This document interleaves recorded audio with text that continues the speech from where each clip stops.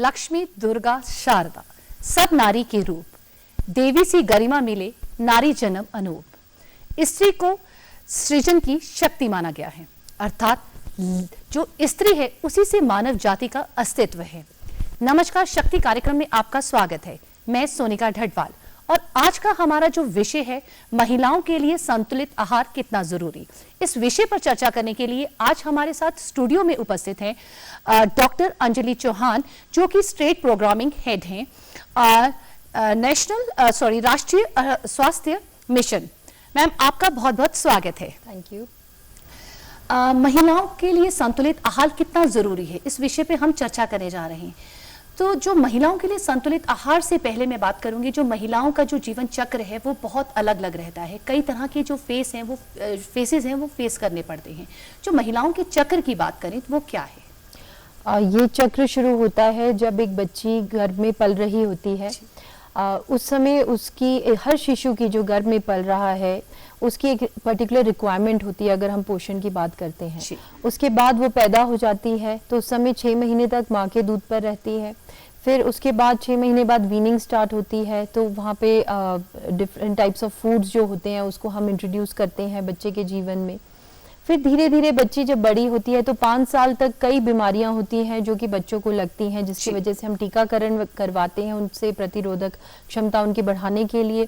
इसके बाद 11 साल से लेकर 16 साल तक एक महत्वपूर्ण पड़ाव है जो महिला के और लड़कियों के जीवन में आता है, जिसे हम मेनार्की कहते हैं, जब उसकी माहवारी शुरू होती है। इसके बाद महिला जब बड़ी हो जाती है, उसका विवाह हो या वो गर्भाधारण जब करती है, उस समय भी उसकी जो शरीर होता है उसमें डिफरेंट प्रकार के चेंजेस आते हैं, हार्मोनल चेंजेस आते हैं। एंड फिर आगे चलकर मीनोपॉज जो है वो 45 से 55 वर्ष की उम्र की महिलाओं में ये देखा जाता है। तो ये भी एक महत्वपूर्ण पड़ाव होता है। तो इन सभी पड़ावों में बहुत सारी समस्याएं हैं जिससे कि महिला जूझती है। बहुत सारी विभिन्न प्रकार की बीमारियां हैं, परंतु जैसे हम कुपोषण की बात कर रहे हैं तो कुपोषण, इस सभी स्टेजेस में कुपोषण सबसे महत्वपूर्ण हमने देखा है एज अ डॉक्टर। जो सबसे ज्यादा प्रॉब्लम रहती है वो कुपोषित होने की रहती है। जैसे मैम आपने कुपोषण की बात की, सबसे पहले तो मैं ये जानना चाहूंगी कुपोषण क्या है और इसके कारण क्या है?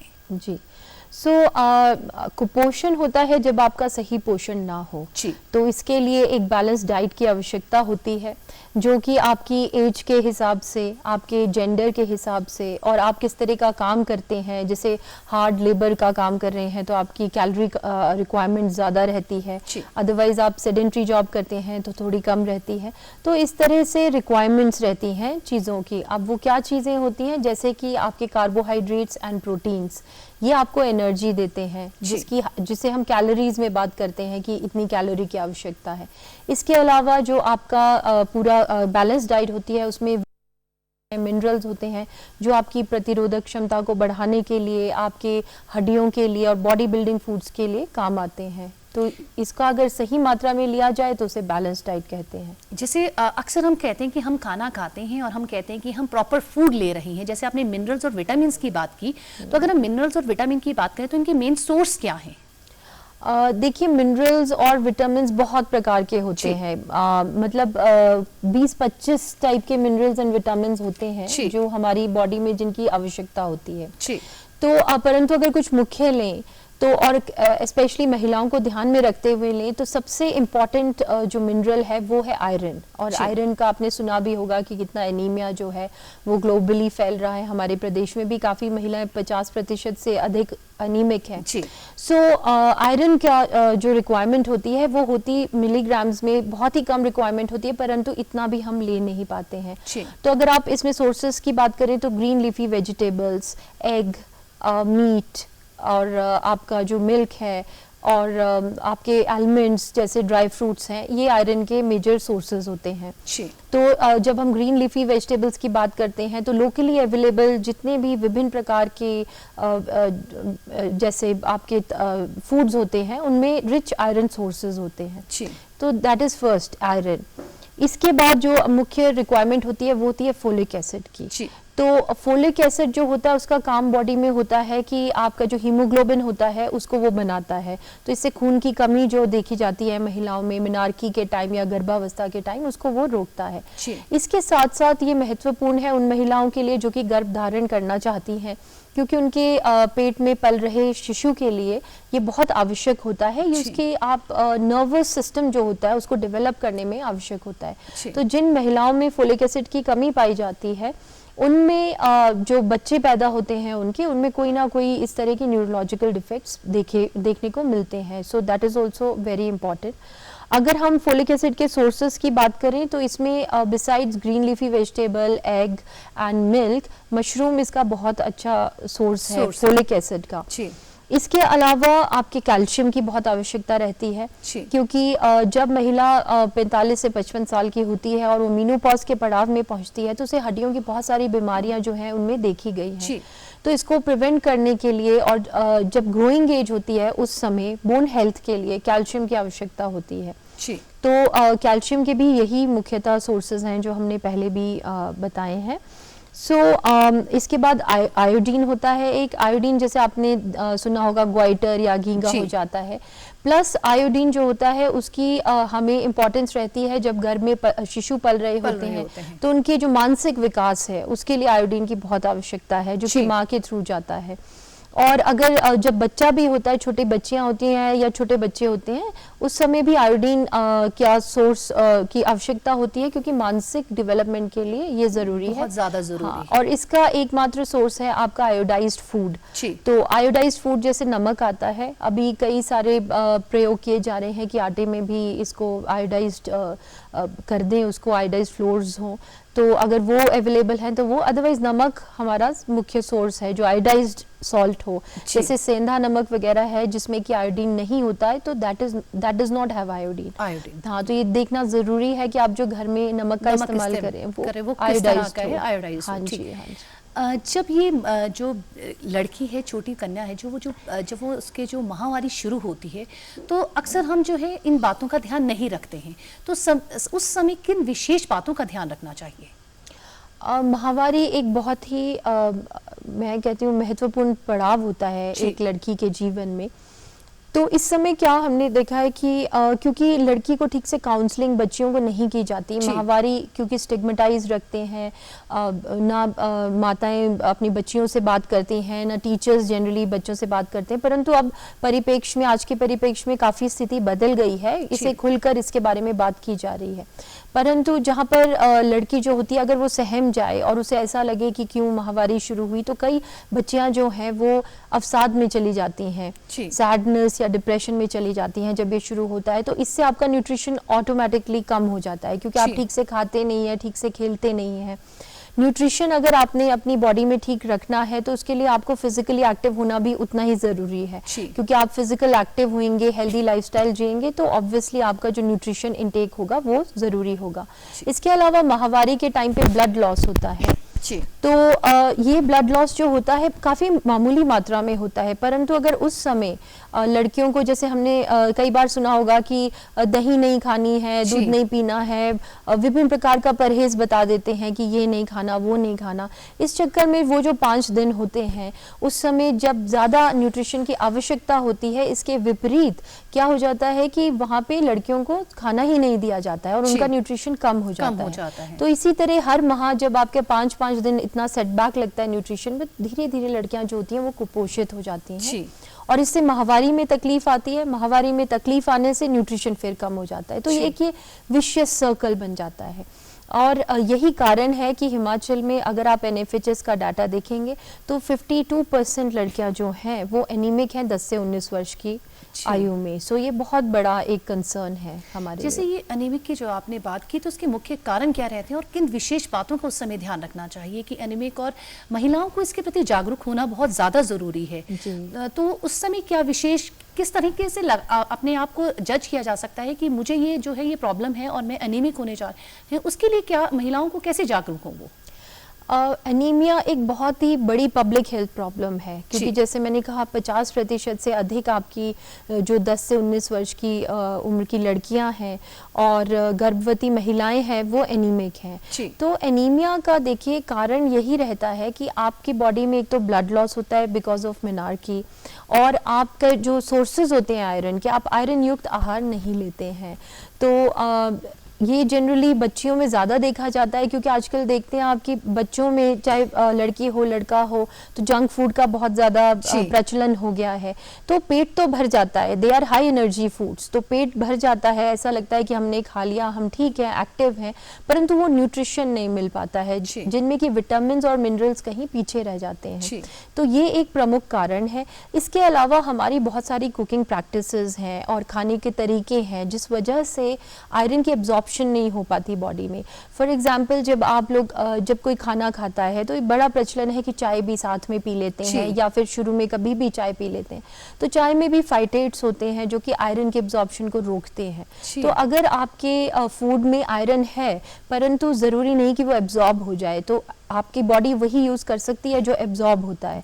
तो इसीलिए हमें कुछ बातों का इस समय जो है वो ध्यान रखना चाहिए। तो एक तो आपका ये हो गया कि न्यूट्रिशन आप ठीक से लें। इसके अलावा आइडेंटिफाई करना कि आपके अंदर खून की कमी है, वो सेल्फ आइडेंटिफिकेशन भी हो सकती है। यदि आप देखते हैं कि किसी बच्ची में, यदि आपको नहीं तो खुद भी लगता है कि आपका काम में आप बहुत एक्टिव नहीं है, थोड़ा काम करके आपका सांस फूलने लग जाता है, आप पैदल जा रहे हैं तो जल्दी ही आपको थकान महसूस होती है जबकि आपके साथ वाले एक्टिवली मूव कर रहे हैं। इसके अलावा स्किन में एक पीलापन सा आ जाना, सफ़ेदी आ जाना धीरे धीरे, आपकी जो जीभ है, आपके जो नेल्स हैं उनमें एक सफ़ेद जैसी सफ़ेदी जैसी आना, जिसे हम पैलर कहते हैं, अगर इस तरह से आता है। उसके बाद बच्चों में देखा गया है कि पढ़ाई में उनका ध्यान नहीं लगता है, खेल कूद में वह नहीं अपने आप को परफॉर्म कर पाते। तो ये बहुत सारे लक्षण होते हैं एनीमिया के। अब अगर आपको ये लक्षण आ जाते हैं तो बहुत ही कम चांसेस रहते हैं कि आप अपने डे टू डे फूड से उस कमी को पूरा कर सकें। तो बहुत ज़रूरी हो जाता है कि आप अपना हीमोग्लोबिन टेस्ट करवाएं, खून की जांच जिसे कहते हैं, और ये एक प्रिक मेथड से हो जाता है, मतलब आपको कोई सिरिंज से खून लेने की आवश्यकता नहीं, प्रिक मेथड से हो जाता है। तो अगर आपका हीमोग्लोबिन लेवल कम आता है, जो कि महिलाओं में 12 से 14 ग्राम जो है, 10 से 14 ग्राम जो है वो नॉर्मल पाया गया है, तो अगर आपका 12 से थोड़ा सा कम 12 से कम आता है हीमोग्लोबिन, तो आप एनीमिक हैं। तो उसके लिए आपको गोलियां लेने की आवश्यकता होगी, ट्रीटमेंट की आवश्यकता होगी। अगर इससे भी अधिक कम हो जाता है, 10 ग्राम से भी अधिक कम हो जाता है आपका हीमोग्लोबिन, तो उसमें और विभिन्न प्रकार के ट्रीटमेंट्स होते हैं जिसमें कि आयरन के इंजेक्शंस भी होते हैं, वो लगाने पड़ते हैं। तो मेरा कहने का अर्थ है कि अगर आपकी इस तरह की कमी आपको लगता है, ये सिम्टम्स हैं, तो अपनी खून की जांच करवाएं और जो भी डॉक्टर आपको ट्रीटमेंट देते हैं उसको लें। इसके बाद क्या देखा गया है कि जब आप ट्रीटमेंट पे जाता है पेशेंट, तो वो आयरन की गोली लेकर थोड़ा ठीक सा महसूस करने, वो एकदम उसे छोड़ देते हैं। तो ये भी एक गलत बात है। हाँ जी, क्योंकि 6 महीने तक आपको ये गोलियां जो है वो लेनी चाहिए। जिस तरह से आपने गोलियों की बात की, अक्सर देखा गया है कि महिलाओं को क्या है कि उनको जब वो वीकनेस फील होती है तो महिलाएं अक्सर क्या करती हैं, केमिस्ट की शॉप पे जाके या मल्टीविटामिन्स खरीद लेंगी या आयरन और जो है कैल्शियम। तो महिलाओं को अक्सर ये रहता है कि आयरन और कैल्शियम और मल्टीविटामिन्स की कमी है और वो जो है वो दवाई खा लेती हैं।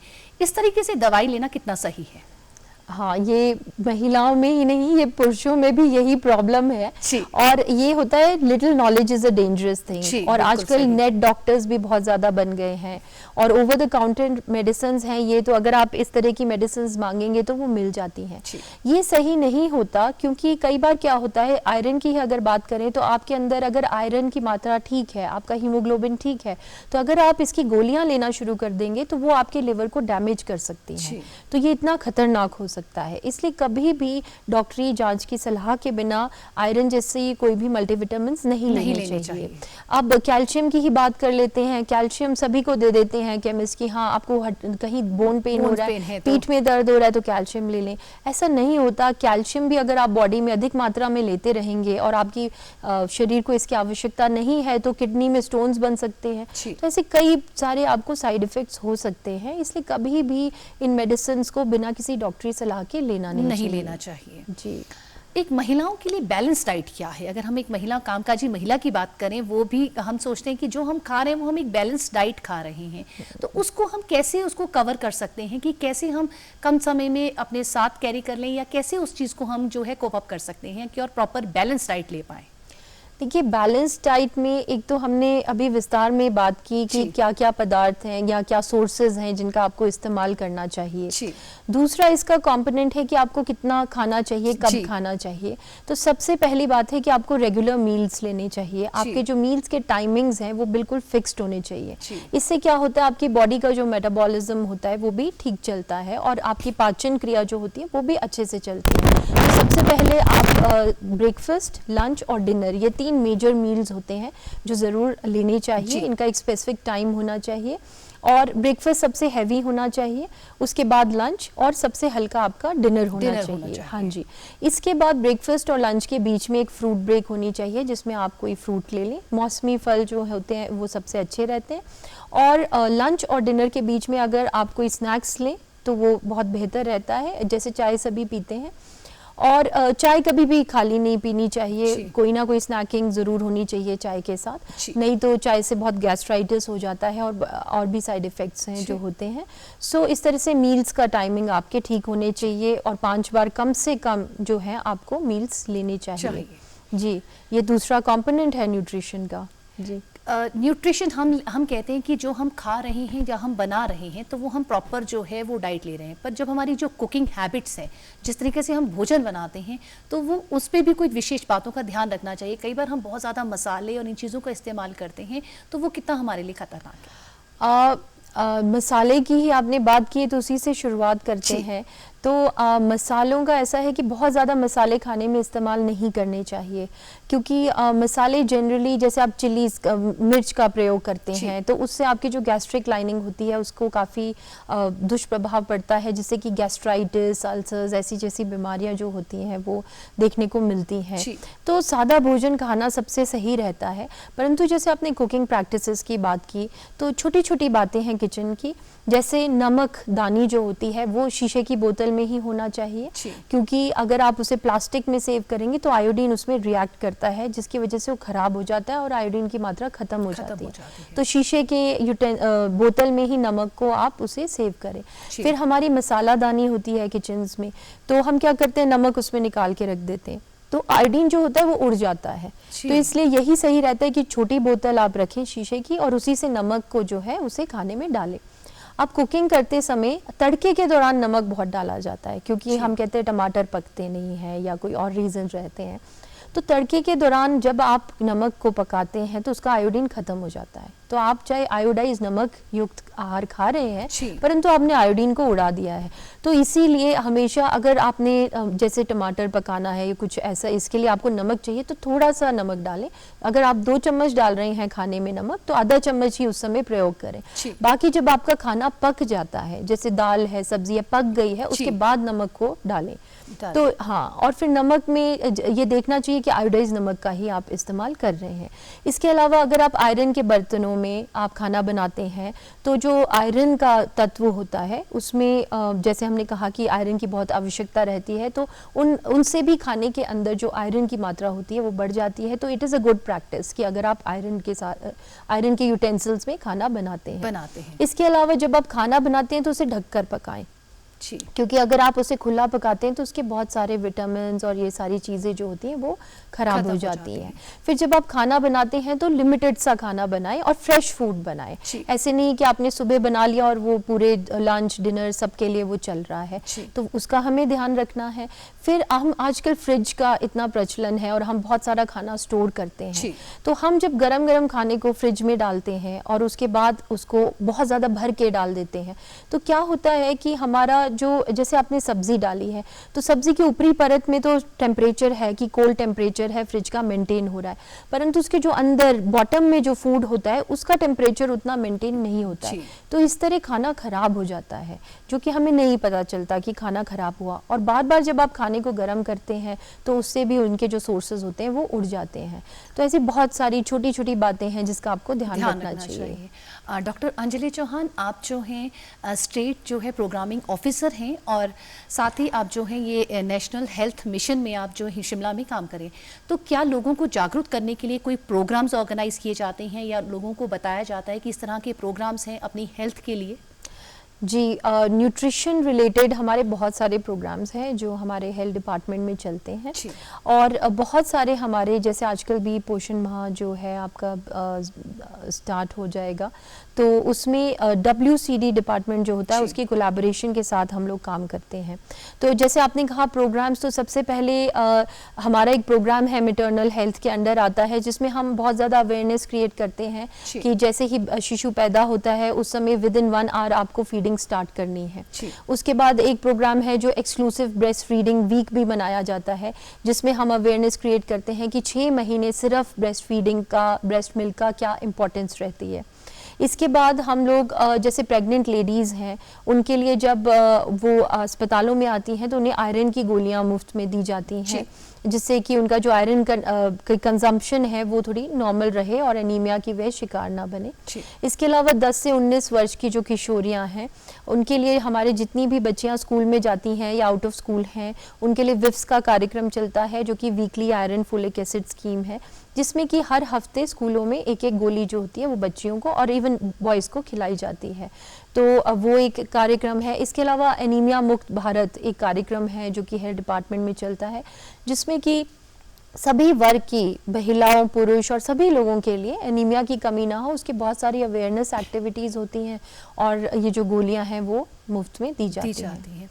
अक्सर कहा जाता है कि जो लड़कों को जो है वो ज़्यादा डाइट की ज़रूरत होती है अगर हम कहें महिलाओं की अपेक्षा, ये मिथ कितना सही है?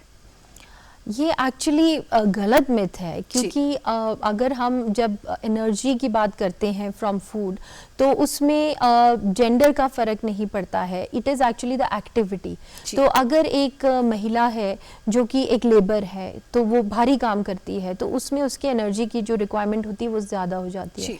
जो महिला ऑफिस में काम करती है वो सेडेंट्री लाइफस्टाइल है क्योंकि उसका, तो उसमें एनर्जी की रिक्वायरमेंट कम हो जाती है। परंतु लड़के और लड़कियों में एनर्जी में मतलब ये जो न्यूट्रिशन की रिक्वायरमेंट होती है इसमें बहुत ज़्यादा फ़र्क नहीं रहता है। जो थोड़ा बहुत कैलोरीज का फ़र्क रहता है वो केवल कार्बोहाइड्रेट और प्रोटीन जो सोर्सेज होते हैं उनके लिए रहता है।